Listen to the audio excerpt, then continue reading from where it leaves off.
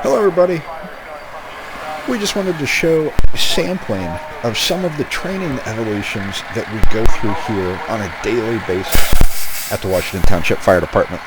So we are here at Station 43 on the south end of town, where we have a 3-story training facility, and we've just seen one of our engines show up, and that firefighter to the rear of the vehicle is pulling off what we call an attack hose. That is a 1.75" diameter fire hose, and it is our smallest hose and what we primarily use for structural firefighting inside of a house. The hoses are connected to the back of the fire engine. They're 200 feet long,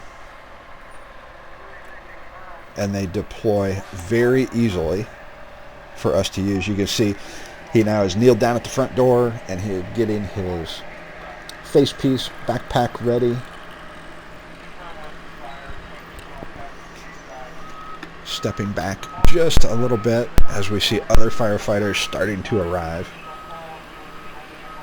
You can see the firefighter without his turnout gear on there by the engine has actually charged the hose line. The hose line now has a little bit of water in it, and it's going to be building pressure. And for these evolutions today, we're going to be using firefighting foam. So some of the water coming out is going to look soapy or sudsy. That is firefighting foam that not only allows us to cover things that are burning in those soap-like bubbles, but it also allows the water to soak into the burning materials a little quicker and a little easier. You can certainly see some of the soap-like bubbles there. Now you have the firefighter at the rear of the vehicle. You just saw him. He was pulling off some large hose. That's a 5-inch diameter hose that he is now dragging to the other end of the training facility to hook up to that fire hydrant, just like you might have in your neighborhood.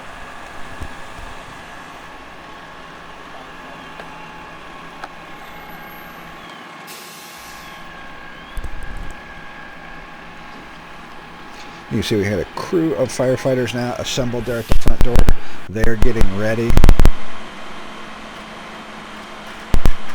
And now there are many, many jobs at the fire ground that all take place just about the same time. So we see some firefighters setting some ladders to the front of the building. And those will be placed for victim rescue as well as a possible mode of egress for our firefighters if they need to evacuate the building quickly. Now in front of the door there, you see some firefighters setting up a small power generator as well as a fan. And as they turn that on, you're going to see that we use fans just the way that you do at home to move some air. In this case, what we'll be moving is some air that has some smoke in it. So you're going to see as they turn that on, he checks, makes sure the doorway is covered within the cone of air from that fan, and you can see some of that smoke being blown back into the building, and it'll get blown out of other areas of the building. We've now turned our gun on, and we have the capability to flow foam and or water out of a cannon on top of the vehicle. It allows us to make a quick knockdown for some heavy portions of fire, and then we can enter the building with our hand line ready to go here in front and extinguish the remainder of the fire. Now for that master stream or deck gun, I thought we might go into a little bit more detail here.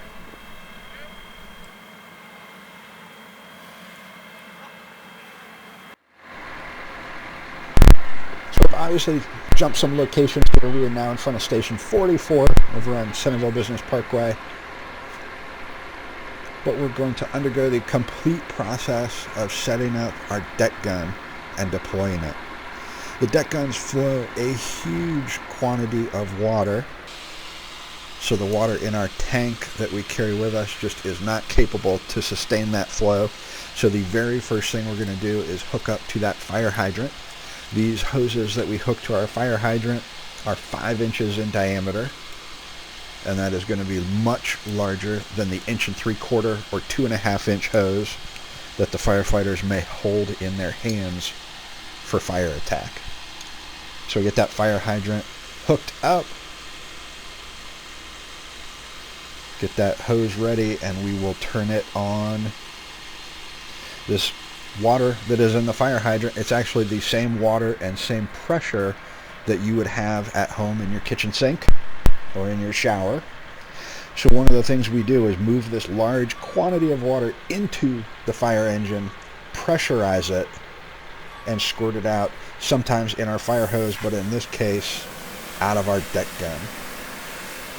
It's a full fog tip there, so we could make it into a large shower like you saw, or we can narrow it down inside of a small cone to get a little bit more distance and penetration.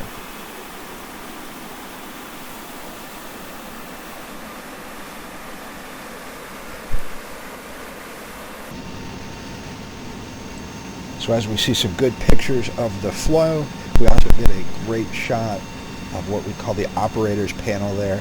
That is the brains of the fire engine that controls all the water flowing in and out.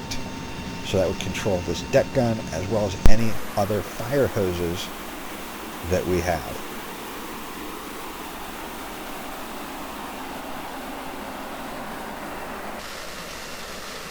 Now here we go, it's going to be time to shut this one down. Get that hose cleaned away